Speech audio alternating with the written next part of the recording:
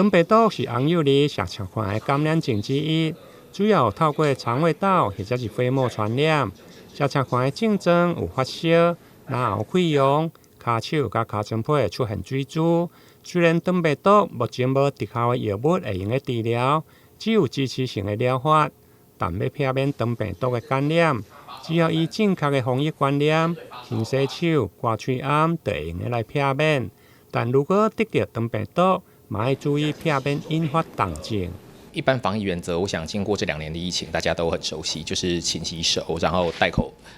罩，然后可能避免群聚，尤其是避免接触就是确定感染的人，然后勤于用漂白水消毒。消毒家里环境，尤其是病童接触过的场所。那其他一般防疫原则就是大概是大同小异的，是因为其实肠病毒一般来说就跟大部分的病毒感染，例如像感冒那样，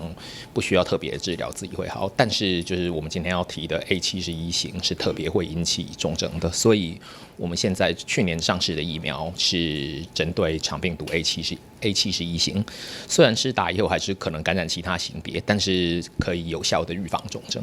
台南市立安南病院小儿科医师林佐林表示，虽然肠病毒有分60-70型，其中伊个肠病毒 A71型感染重症的几率相关。如果小朋友出现爱困、意识不清、持续的吐，或者是止药性的措施等，都要特别注意。就算目前有肠病毒 A71型的疫苗，会用来避免引发重症，不过感染过肠病毒，还是有机会会去感染其他型。因此，医师呼吁正确的防疫，勤洗手、刮嘴暗，或者是用稀释过的漂白水来消毒环境，就会用有效来预防。台南新闻林根采访报道。